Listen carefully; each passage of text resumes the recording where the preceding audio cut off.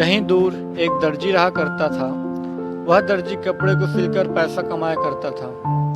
वह बस इतना ही पैसा कमा पाता था जितने में उसका जीवन चल सके। वह दर्जी खुद को बहादुर मानता था। एक दिन वह दर्जी अपने घर दही लेकर आया।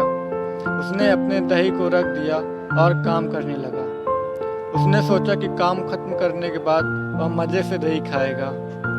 कुछ देर बाद दर्जी का काम खत्म हो गया तो वह अपने दही को खाने की ओर बढ़ा, पर दही में अब तक बहुत सी मक्खियाँ बैठी हुई थी। दर्जी को उन मक्खियों पर गुस्सा आ गया।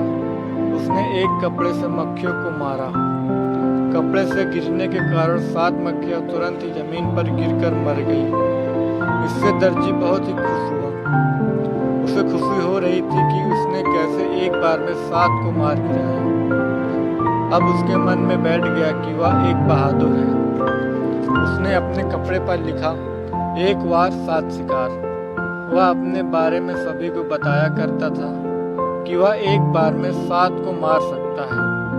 यह सुनकर सभी उसको बहादुर मानने लगे थे। एक बार उस राज्य के राजा को एक दानव से परेशानी हो रही थी। वह दानव राज्य के पास ही एक जंगल में रहा करता था। वह समय समय पर राज्य पर हमला करता और लोगों को मार कर खा जाता है। एक दिन राजा को पता चलता है कि राज्य में एक ऐसा बहादुर है जो एक वार पर 7 शिकार करता है। राजा को लगा कि यही वह बहादुर है जो कि हमें उस दानव से आज़ाद करा सकता है। अगले दिन ही राजा से उस बहादुर दर्जी को अपने दरबार में बुलाया। यह खबर सुनकर दर्जी रात भर सो न सका। उसे खुद पर बहुत गर्व हो रहा था। अगले दिन दर्जी दरबार में पहुंच गया। राजा से अपनी सारी समस्या दर्जी से कह डाली। दर्जी ने कहा, आप चिंता न करें, उस दानव को मैं कुछ समय में ही हरा दूंगा। राजा ने दर्जी से कहा, तुम अपने साथ कुछ सैनिक और कुछ हाथी लेकर जाओ। दर्जी ने तुरंत ही मना कर दिया। उसने कहा, मैं अकेले ही उसे हरा दूंगा। दर्जी अगले दिन ही अपने साथ पनीर का टुकड़ा और चिड़िया लेकर चला गया। वह दर्जी जब जंगल में पहुंचा तो उसके सामने वह दानव आ खड़ा हुआ। दर्जी ने कहा, मैं तुम्हें मारने आया हूँ, आज मैं तुम्हें मार दूंगा। दानव ने कहा, तुम मुझे कैसे मार सकते हो? अगर तुम्हें विश्वास नहीं है तो मुकाबला करके देख लो। दानव ने एक बड़ा सा पत्थर उठाकर दूर फेंक दिया। दर्जी ने कहा, बस तुम इतना ही दूर फेंक पाए?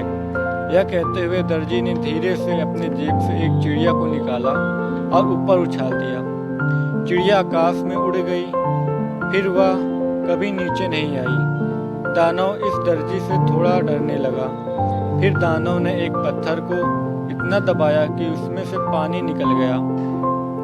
दर्जी ने अपने जेब में से पनीर को निकाला और एक ही हाथ में दबाया। बहुत सारा पानी निकल आया। अब दानव ने अपना घुटना टेक दिए। दानव ने कहा, आप मुझे न मारें। दर्जी ने कहा, मैं तुम्हें एक ही शर्त पर नहीं मारूंगा। वह शर्त है कि तुम इस जंगल को छोड़कर कहीं दूर चले जाओ। दानव ने इस शर्त को मान लिया।